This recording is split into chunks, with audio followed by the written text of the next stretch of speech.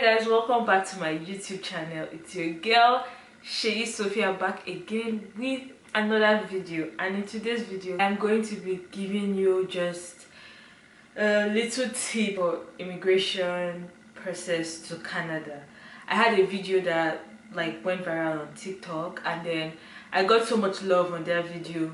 I also got so much hate on that video, but at the same time people asked me questions, so I'm like, instead of responding to one person, why not just make a video so anybody or everybody can see it and reference it when they have to. People were like really sparking, like their blood was really hot, and in my head I'm just like, why are you angry?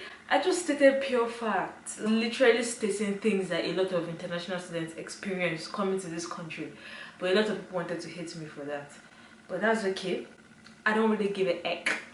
When you come here by yourself, you figure your life out. But without further talk, let's get right into the video.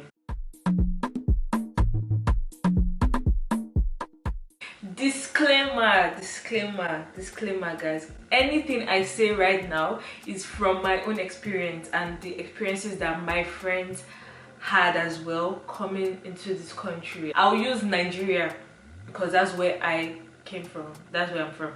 So people ask that, oh, like, do you have to get an apartment here first before coming? Do you have to pay your school fees? Just like a bunch of questions, but I'm just going to say everything that I have to say and at the same time answer those questions as they come. Anything I'm saying here is journey starting from being an international student. So if you are coming to Canada as an international student, first thing you want to be doing is what? Looking for a school. Now let me give you tips on looking for school.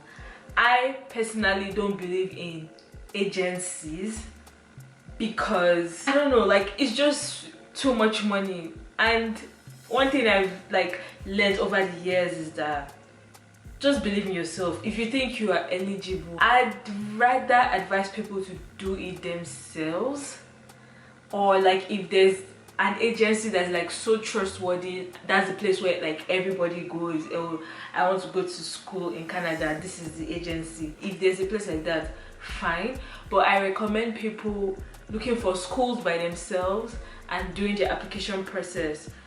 Even if you are looking for, honestly, I don't really know much about like agencies.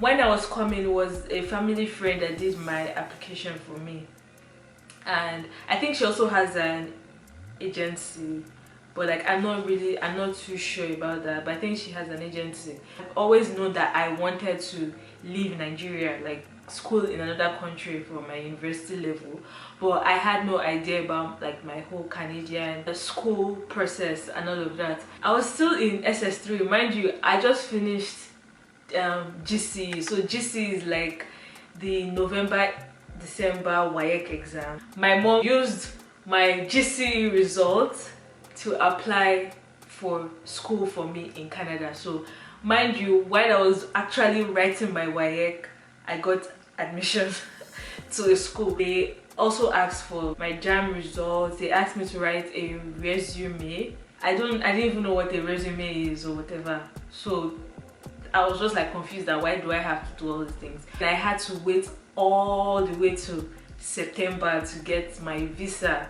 So in that process, because I also got admission in Covenant University, I just stayed there just to be safe, because in my head I'm like, what if they didn't give me visa? What would have happened?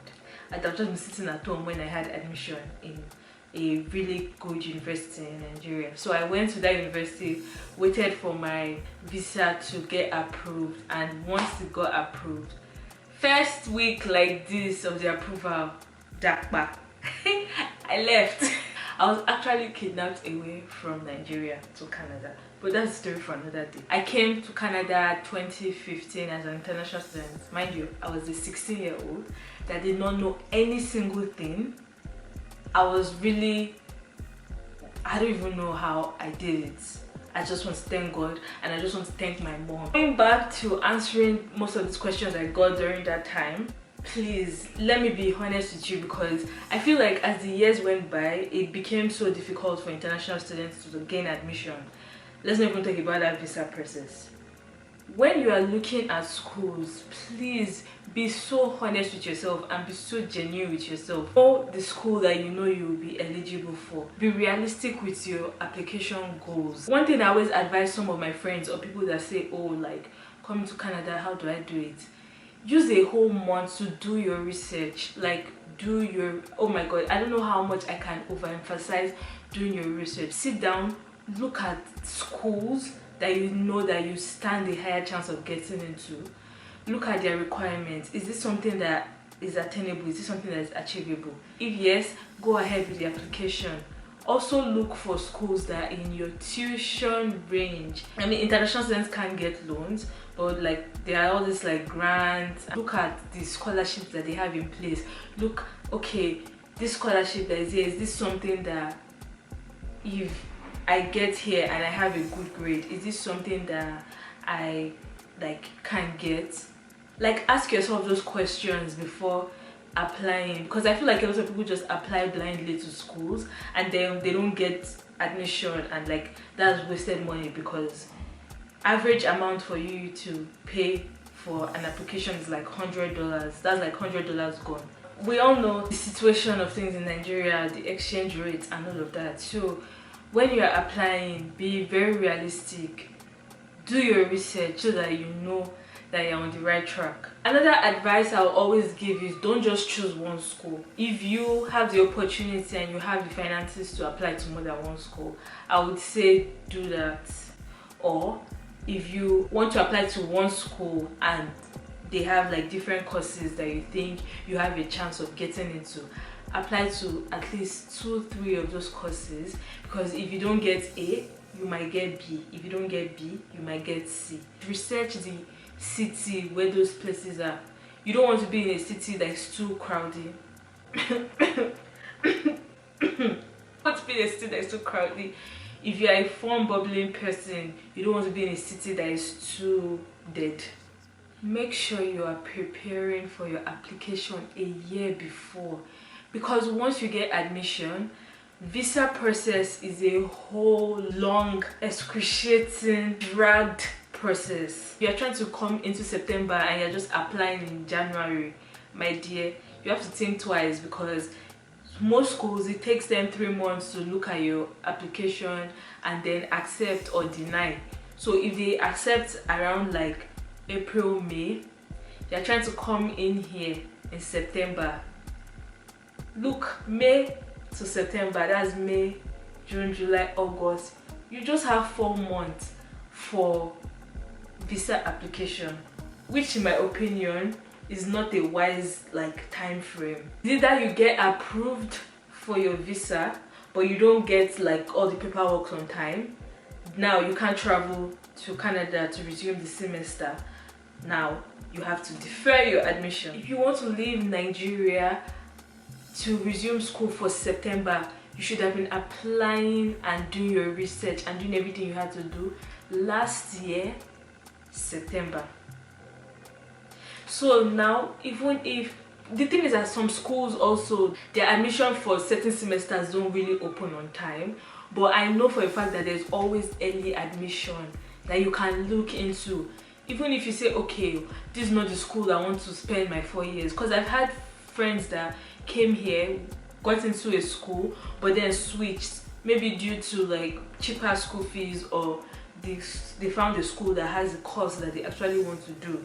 But the best option is doing your research, applying the year before, so that you have like a long time for you to do your like visa process, have it approved, buy your tickets, and you're all set in time to resume for September.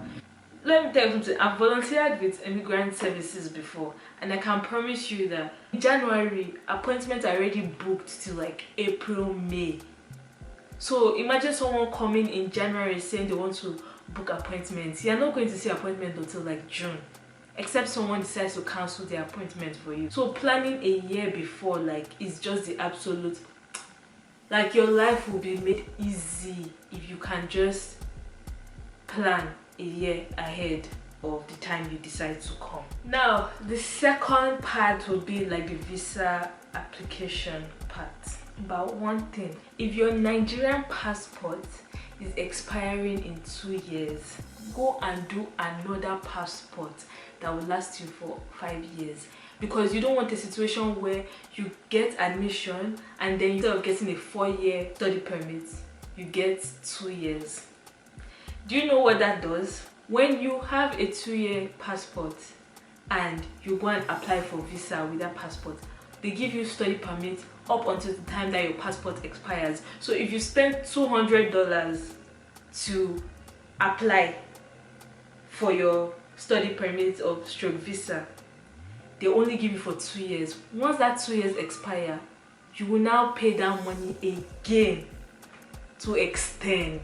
Once you are doing that application, pray from the beginning to the end. If you can anoint each paper, anoint it, because when it comes to Canadian visa application, you need prayers. Like, you need to pray, because it's only God that can help a person. And plan, you can have every freaking document that you're supposed to have, and then they'll find a way to either approve or deny your visa application. Make sure your account or your parents' account or your sponsor's account is loaded. Like a year ago, I heard that people would pay other people.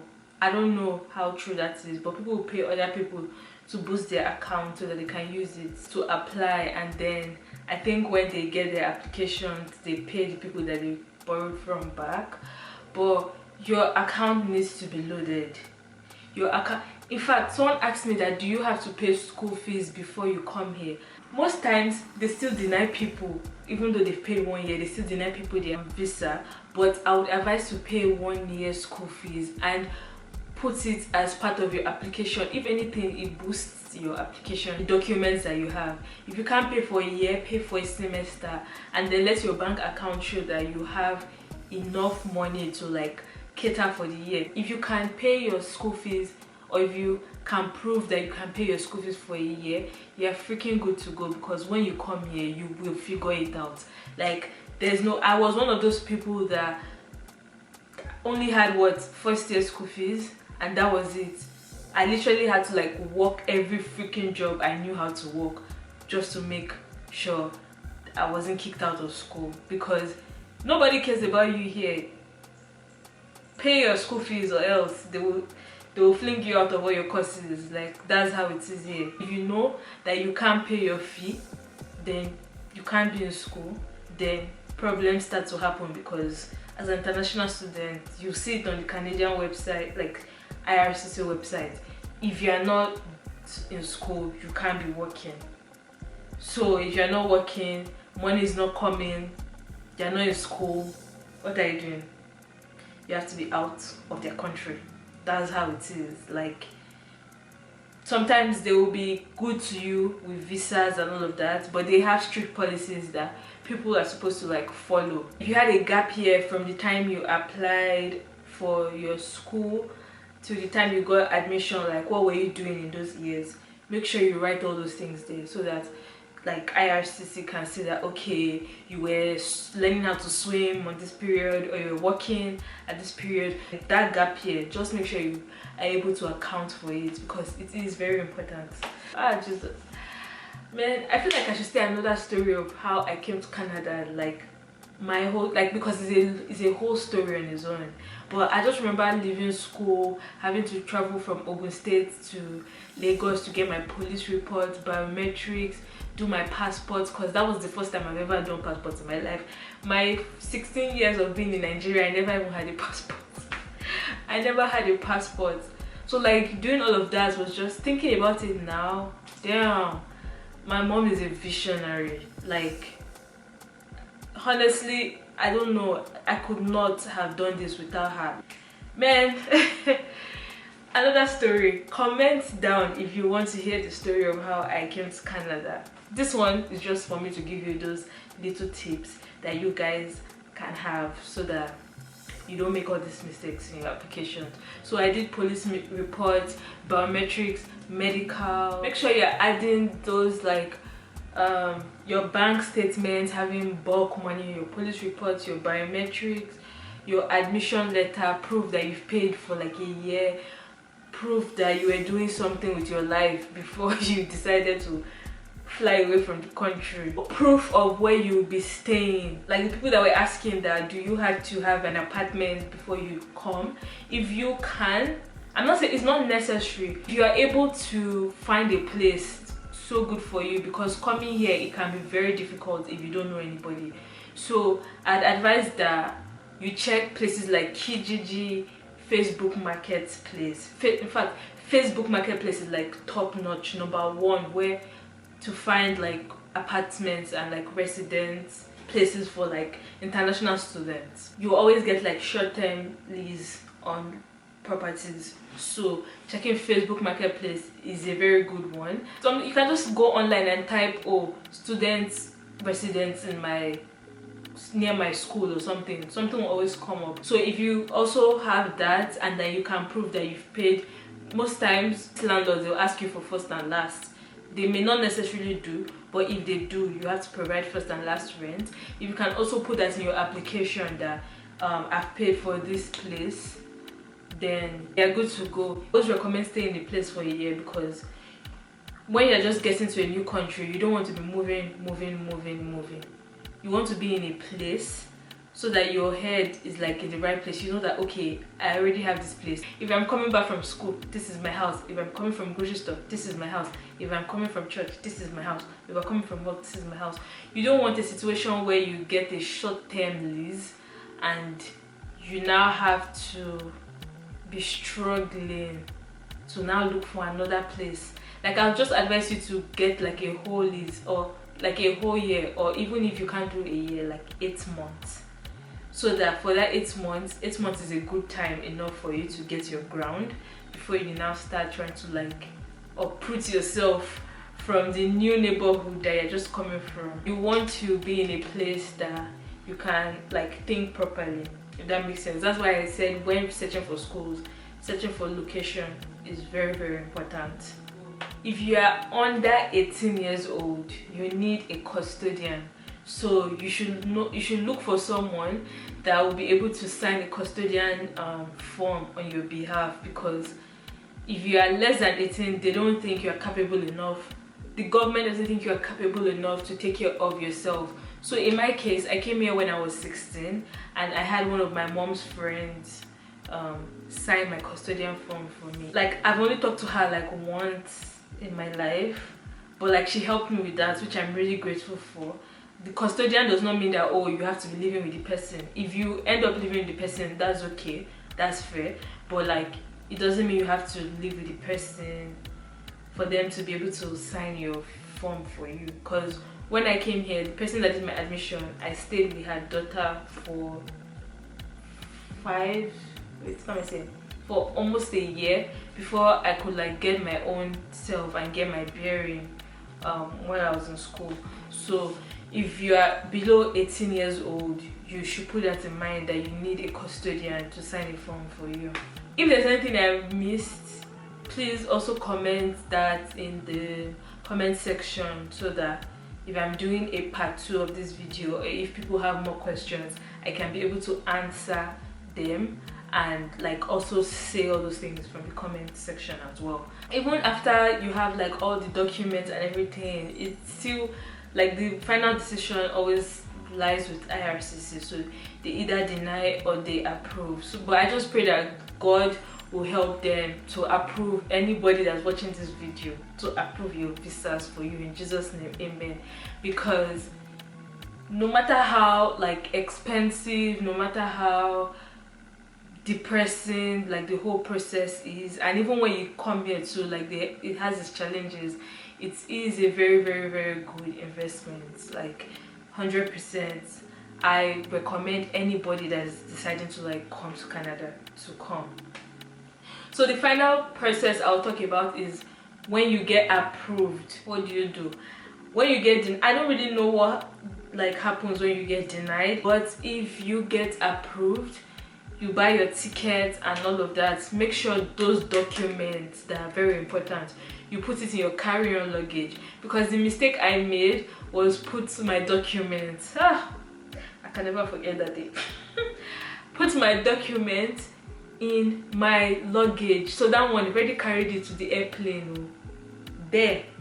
And Mumu, I went to the airport with nothing.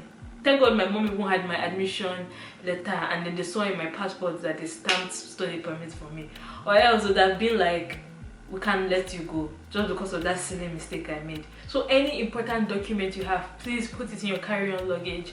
You don't want to go and put it in your box and then they've already shipped your box, but there's no chance of you getting to the country just because those documents are in the box. I also forgot to mention that look at CRA for every document that you need. Make sure your application is like 100. If you want to check it 10 times again, check it. Give it to someone so that they can look at it for you, because one thing I've noticed that if someone looks at it with another pair of eyes, you see that there are some things that you see that the person did not see. To get a second or a third person to look through your applications for you to make sure you're good to go, so there's no errors. Now, by the time they like approve and the time you have to come, it's always so hard because plane tickets now become like so expensive at that time. So if you can get, this is where I would recommend agencies.